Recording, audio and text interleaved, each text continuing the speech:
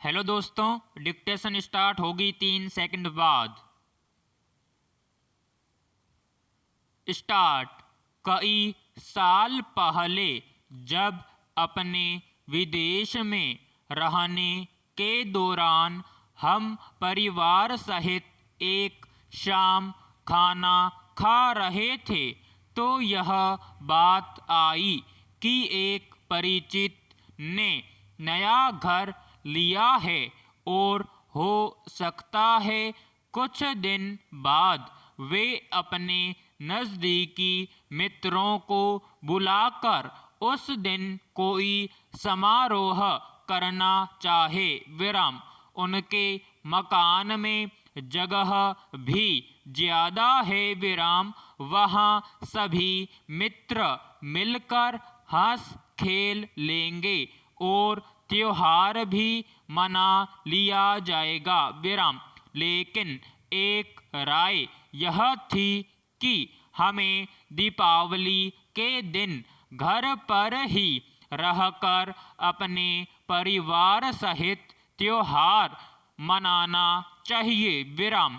इन दोनों विचारों में थोड़ी जद्दोजहद हुई और फिर मुझे लगा कि जब आपस में प्यार करने वाले, स्नेह रखने वाले कुछ यार दोस्त मिलकर आनंद मनाते हैं तभी त्योहार हो जाता है। विराम।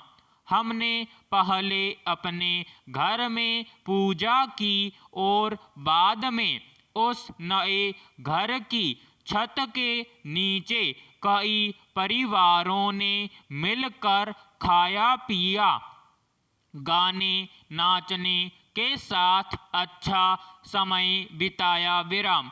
सामूहिक आनंद ही त्योहार हो गया। विराम। पैराग्राफ।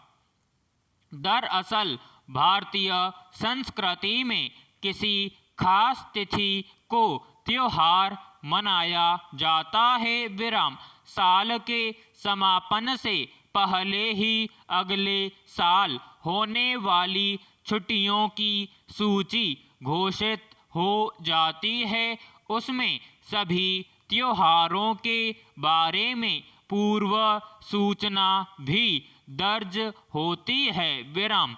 हालांकि रविवार या शनिवार के नियमित अवकाश के दिन पड़ने वाले त्योहारों के बारे में जानकर यह बुरा माना जाता है कि एक छुट्टी मारी गई क्योंकि राष्ट्रीय पर्व या त्योहार हमारे लिए छुट्टी ही तो है।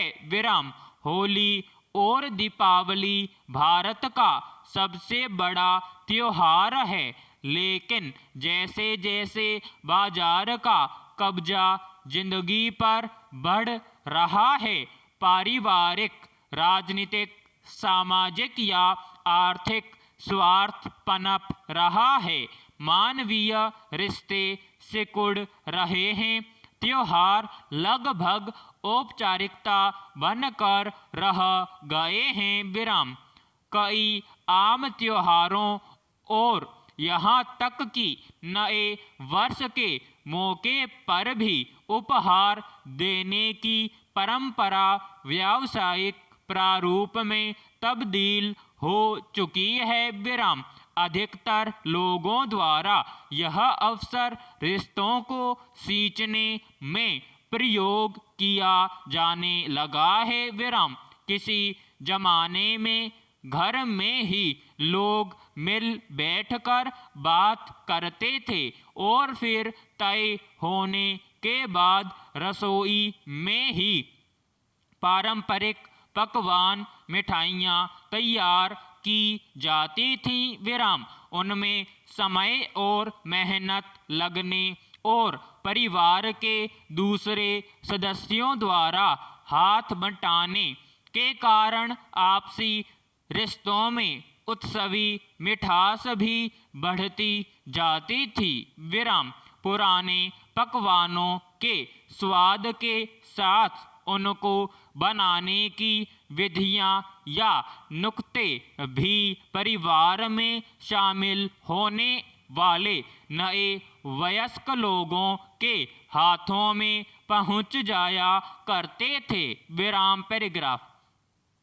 अब वक्त के साथ बढ़ती जरूरतों ने संयुक्त परिवार परंपरा को नष्ट किया तो परंपराएं भी आधी अधूरी होती गईं। विराम। रसोई संस्कृति को भी बिखराव सहना पड़ा, जिनका असर त्योहारों पर भी पड़ना ही था। विराम।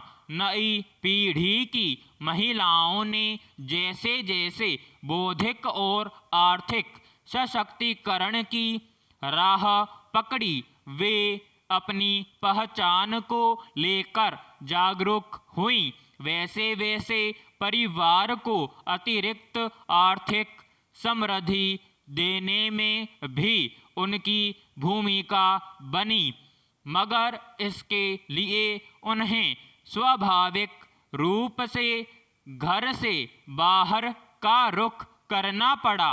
विराम समाप्त।